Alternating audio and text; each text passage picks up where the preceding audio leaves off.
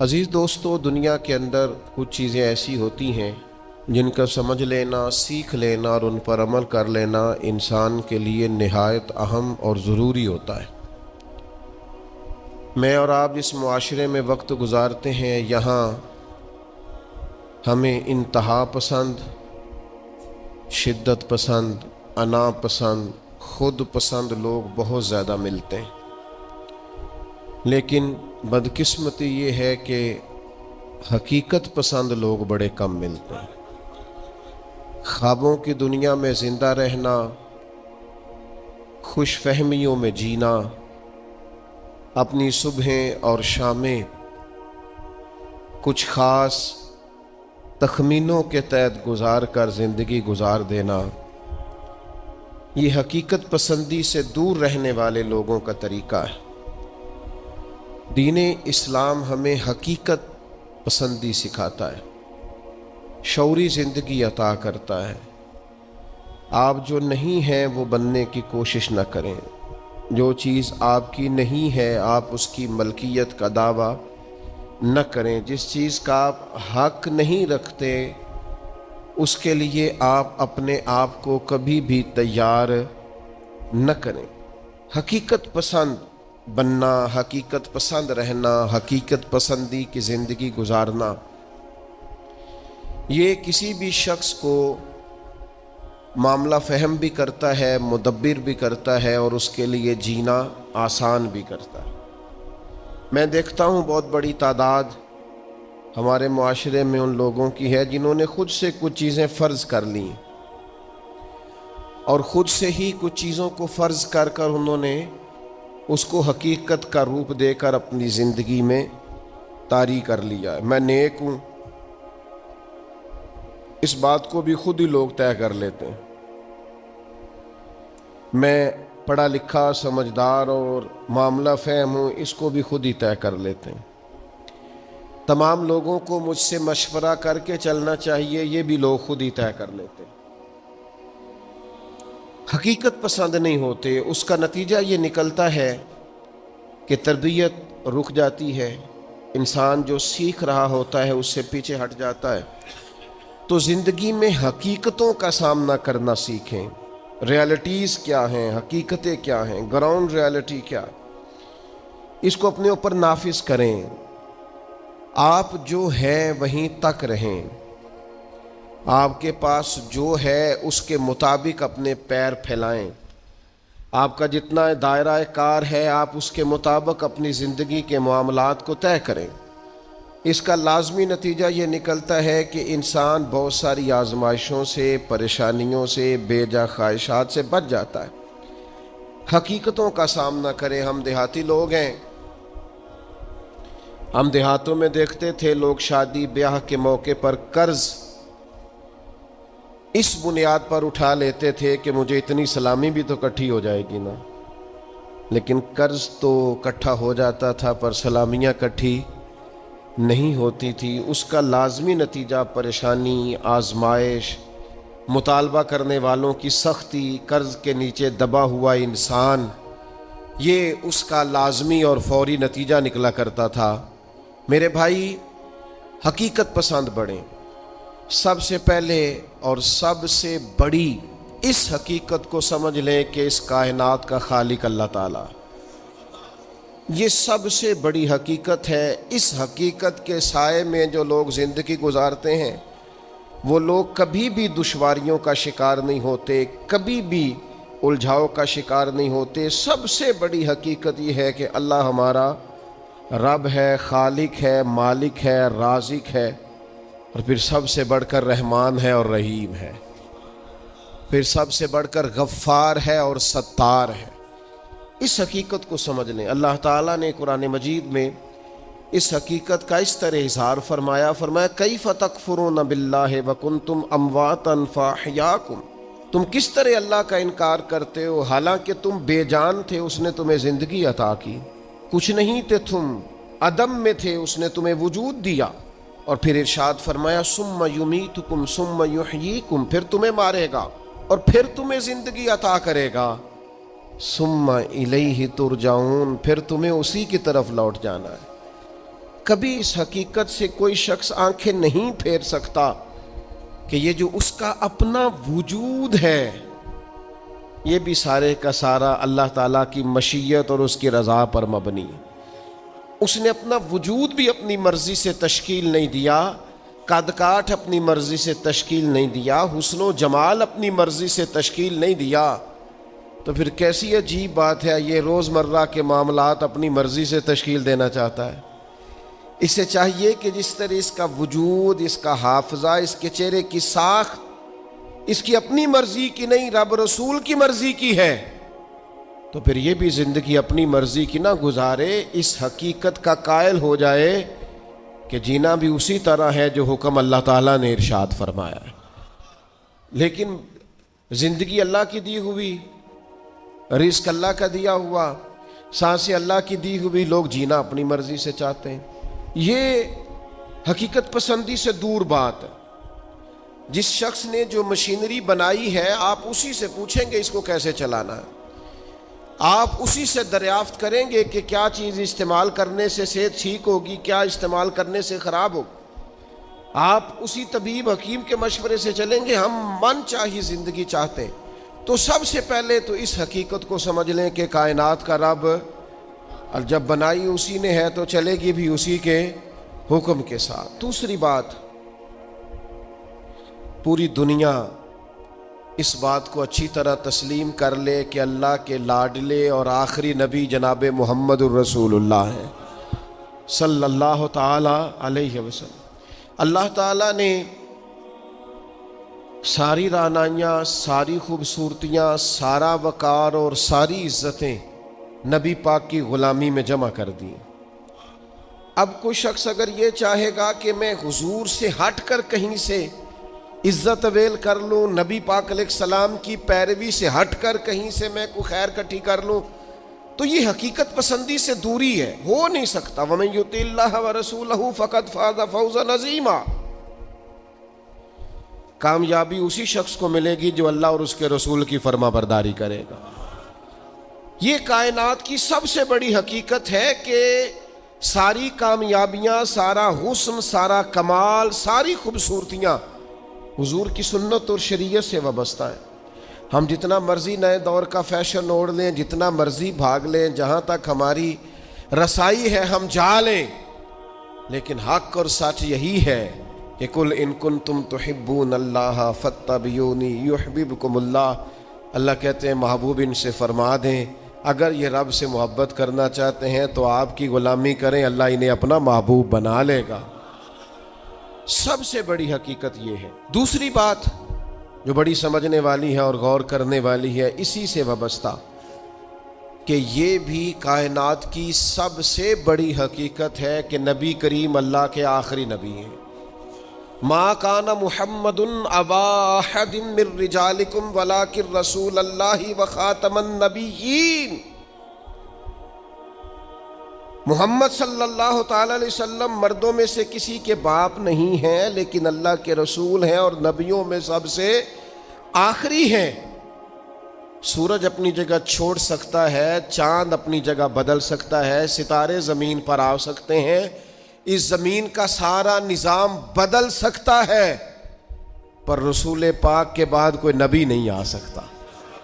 یہ طے شدہ حقیقت ہے۔ آج جو لوگ قادیانیوں کے بارے میں، مرزائیوں کے بارے میں اپنے دلوں میں نرم گوشے پیدا کرتے ہیں اور وہ روغن خیالی کا مظاہرہ کرتے ہیں، وہ اچھی طرح سمجھیں کہ کائنات کی سب سے بڑی حقیقت یہ ہے کہ رسول پاک آخری نبی ہیں، اور اس حقیقت سے کوئی انکار کر سکتا؟ یہ طے شدہ حقیقتیں۔ اب حقیقتوں کو کوئی شخص بدلے گا، وہ اپنی عقل کو گمراہی کے رستے پر ڈالے گا۔ یہ حقیقت طے ہے اور قیامت تک طے ہے، اور فرما گئے ہیں ہادی کہ لا نبی بعدی۔ خود فرما دیا ہے نبی پاک علیہ السلام نے کہ میرے بعد کوئی نبی آ سکتا؟ تو اس حقیقت کو میرا خیال ہے ہر شخص کو منوان تسلیم کر لینا چاہیے۔ تیسری بات، کائنات کی سب سے بڑی حقیقت یہ ہے، ان حقیقتوں کے بعد کائنات کی، اللہ رسول کو ماننے کے بعد کائنات کی سب سے بڑی حقیقت یہ ہے کہ دنیا میں جو آیا ہے اسے دنیا چھوڑ کر جانا ہے۔ بہت اچھا محل بنا لے، بہت اچھا گھر بنا لے، بہت آسودہ زندگی بنا لے، جتنے زندگی کے لیے اسباب درکار ہیں وہ سارے جمع کر لے، لیکن کل نفس ذائقۃ الموت، اس حقیقت کا انکار نہیں کہ دنیا بہرحال انسان نے چھوڑ کر جانا ہے۔ بڑے بڑے محلات ہوں یا آپ کٹیا میں رہتے ہو، بہت بڑا بنگلہ ہو یا جھونپڑی میں وقت گزرتا ہو، بہرحال موت کا ذائقہ چکھنا ہے۔ ہم حقیقت پسندی کا مظاہرہ نہیں کرتے۔ حضرت موسیٰ علیہ السلام کے پاس جناب اسرائیل آئے، میں جان نکالنے آیا ہوں، ایک تماچا رسید کر دیا، اللہ کے حضور حاضر ہو کہ عرض کی مالک وہ جناب کلیم نے تو یہ کیا ہے، جلالی ہیں آپ اپنی طبیعت کے تعلق سے، تو فرمایا ان سے جا کے کہیے کہ وہ بیل کی پشت پر ہاتھ رکھیں، جتنے بال نیچے آئیں گے اتنے 1000 سال عمر بڑھا دی جائے گی۔ تو حضرت اسرائیل عرض گزار ہوئے، اللہ کے پیارے کلیم علیہ السلام آپ بیل کی پشت پر ہاتھ رکھیں، جتنے بال آپ کے دستے مبارک کے نیچے آئیں گے اتنے سالوں عمر بڑھا دی جائے گی۔ تو حضرت کلیم نے پوچھا پھر چلے 1000 سال ہو گیا، پھر نے کہا حضور پھر جانا تو ہے۔ تو پھر حضرت کلیم نے حقیقت پسندی کا سبق دیا، فرمایا اگر جانا ہے تو پھر آج ہی چلتے ہیں۔ او بھائی یہ زندگی ایک دن ہو یا 100 سال یہ گزر جاتی، دوش پر کملی ہو یا کہ شال گزر جاتی ہے۔ چلو گر امیروں کی بہے اقبال گزر جاتی ہے تو غریبوں کی بہرحال گزر جاتی ہے، یہ گزر تو جائے گی، ایسا تو نہیں ہے کہ یہ رکے گی۔ تو موت اٹل حقیقت ہے، لا ریب ہے، بس چھوٹا سا فرق ہے۔ کافر کہتا ہے جتنی موج کرنی ہے دنیا میں کر لو، بعد میں فنا ہے۔ مومن کہتا ہے بقائی اس دن شروع ہونی ہے جس دن قبر میں مدینے والے کی پہلی زیارت کرنی ہے۔ بس سوچ میں اتنا سا فرق ہے، ہم کہتے ہیں نقطہ آغاز وہ دن ہے جس دن قبر میں جائیں گے، لحد میں عشق رخ شاہ کا داغ لے کے چلے، اندھیری رات سنی تھی سو چراغ لے کے چلے، اور تیرے غلاموں کا نقش قدم ہے راہ نجات، وہ کیا بھٹک سکے جو یہ چراغ لے کے چلے۔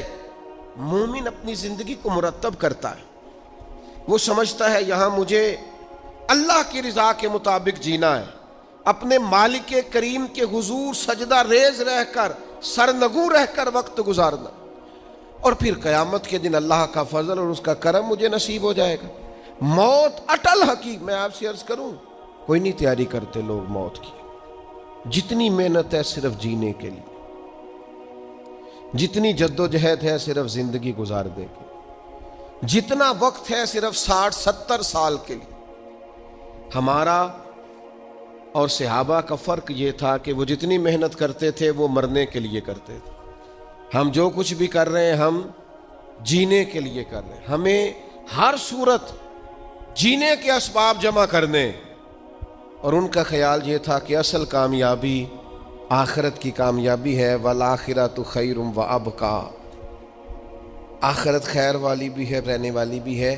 آخرت کے اکاؤنٹ کو مضبوط رکھتے تھے، وہاں نیکیاں ہر روز جمع کراتے تھے۔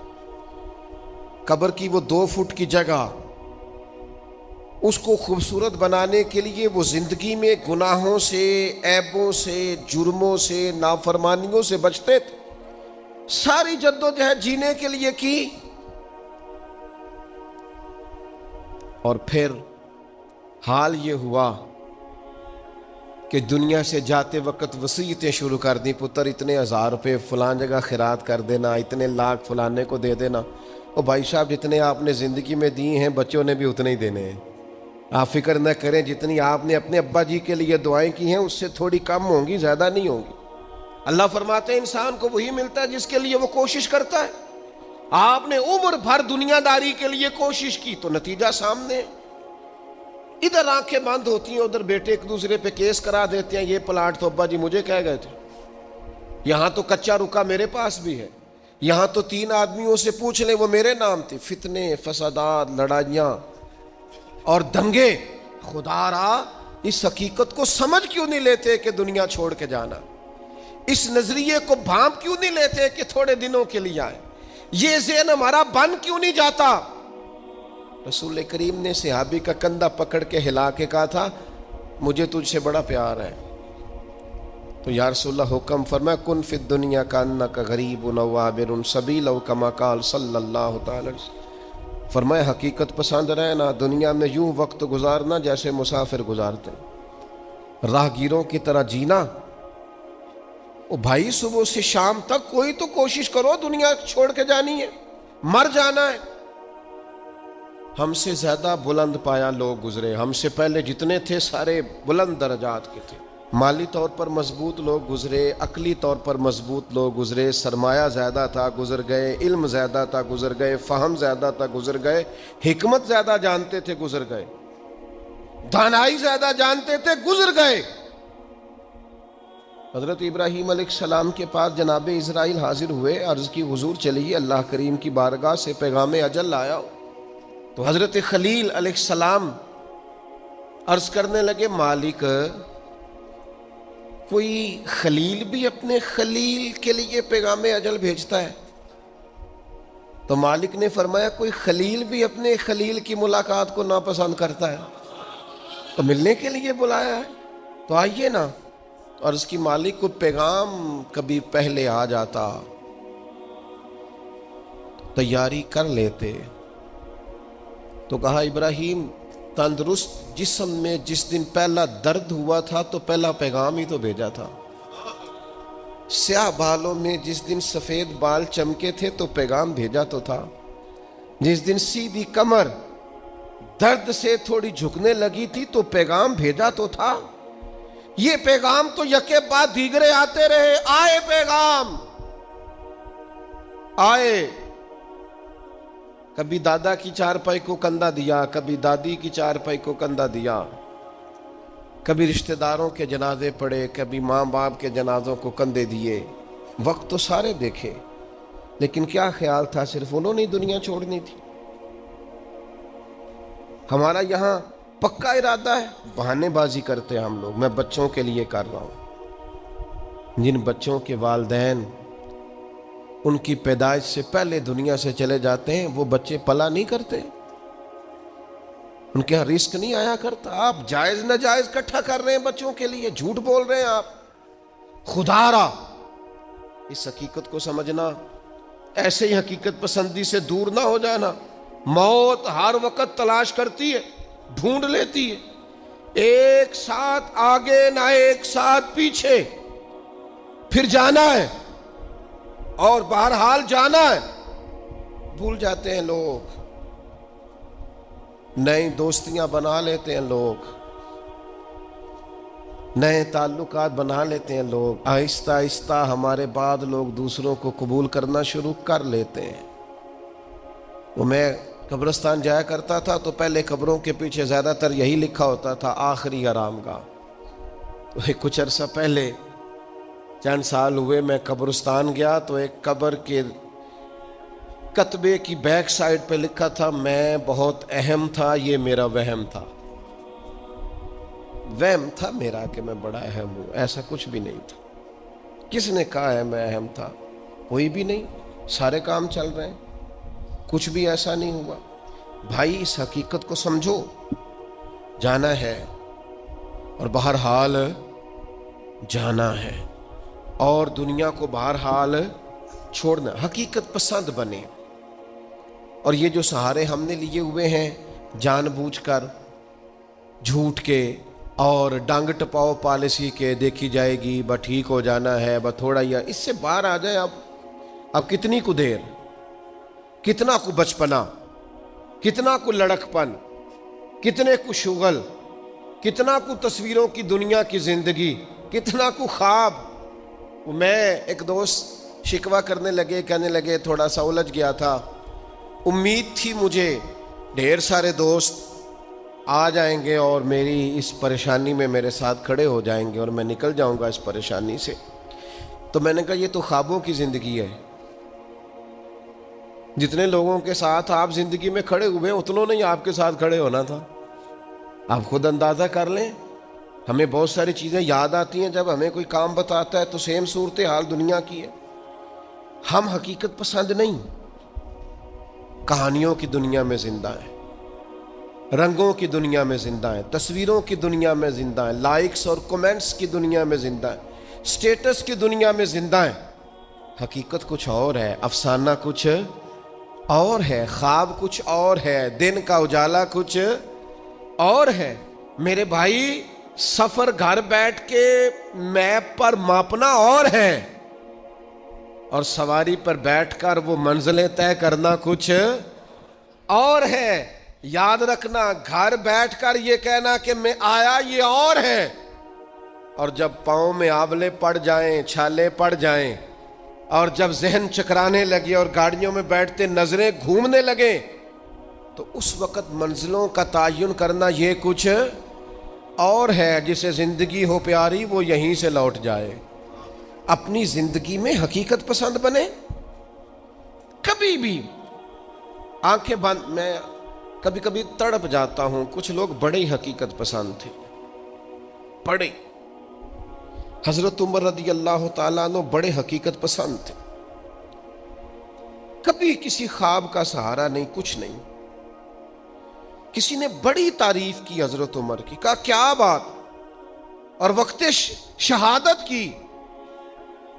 حضرت عمر نے ساری فضیلتیں اپنی سنی ہوئی تھیں، پر عاجزی کا منظر، خود عاجزی کر رہے تھے، ہمیں حقیقت بتا رہے تھے۔ فرمانے لگے تمہارا خیال ہے عمر کی بڑی شان ہے، لیکن یہ انداز عجز دیکھنا۔ فرمانے لگے میرے لیے دعا کرنا، مجھے زخم لگ گیا ہے، میں دنیا چھوڑ رہا ہوں، میرے لیے دعا کرنا۔ درجہ نہیں چاہیے، بس میری نیکیاں اور میری بدیاں معاذ اللہ برابر برابر ہو جائیں، میرا رب بس اتنا کہہ دے جا تجھے معاف کیا، اس سے زیادہ نہیں۔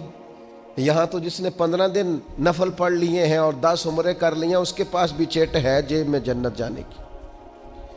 یہاں جس نے 5-6 اکٹھی مسلسل محفل نعت کرائی ہیں، اس کے پاس دونوں جیبوں میں لسٹیں نعت خان، خطیب، پیر دے گئے کہ تو فکر نہیں کرنی، تیرے لیے ہر چیز کنفرم ہے، تو بہت بڑا عاشق رسول ہے۔ جیبوں میں ڈگریاں لیے پھرتے ہیں لوگ۔ اور حضرت عمر کیا کہتے ہیں؟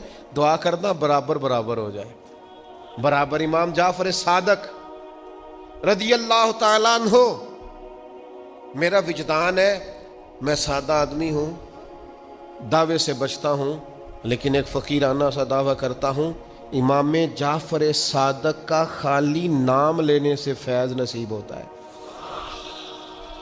کسی کا قول نہیں سنا رہا، ذاتی بات کر رہا ہوں۔ ذکر کرنے سے، نام لینے سے طبیعت کے اندر نورانی فیوز و برکات حاصل ہوتے ہیں۔ اتنا بڑا آدمی، امام اعظم ابو حنیفہ فقہ میں سب سے بڑے امام ہے۔ کسی نے کہا عمر کتنی؟ فرمایا 2 سال کا حضور بڑھاپا اور 2 سال۔ فرمانے لگی عمر وہی 2 سال ہے جو امام جعفر صادق کی خدمت میں گزر گئی۔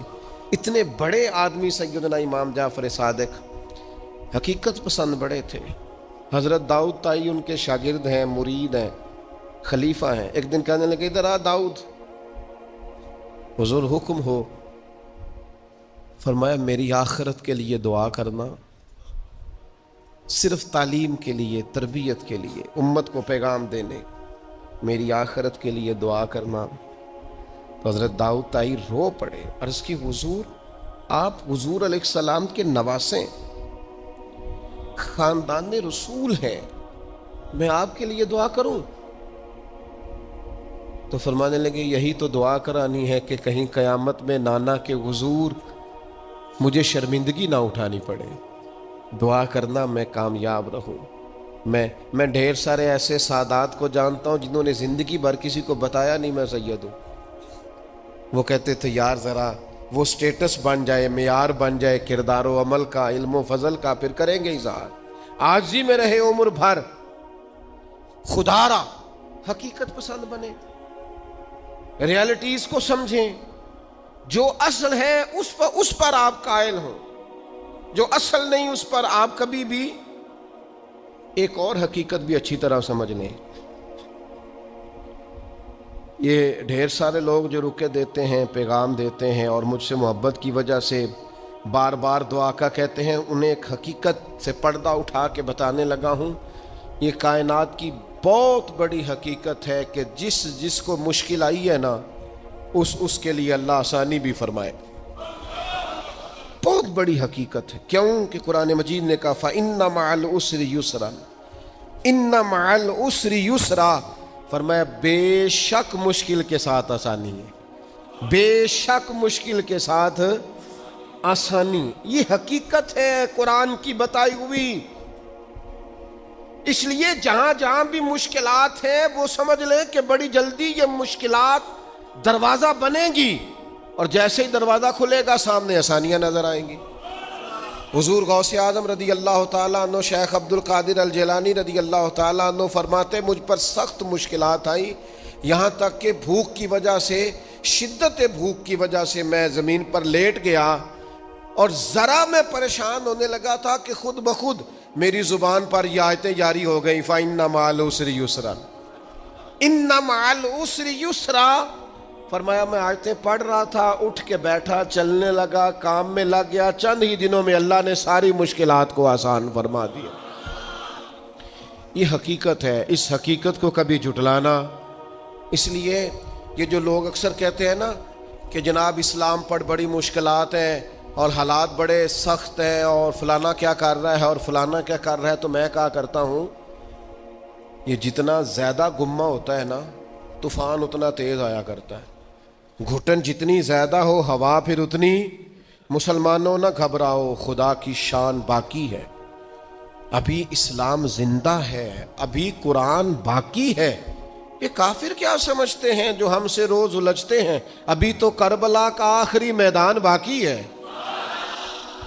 ایسا تو کچھ نہیں ہے کہ حالات بالکل ٹھیک نہیں ہوں گے. یہ جتنی مشکلات ہیں یہ اپنے پہلو میں آسانیاں لے کے آیا کرتی. میں کسی زمانے میں بڑی سخت تکلیف کا شکار تھا، تو میری والدہ بڑے دبے لفظوں میں کبھی کبھی ماتھا چوم کہتی، پتر اللہ نے اتنا دینا ہے سانبے ہی نہیں جانا.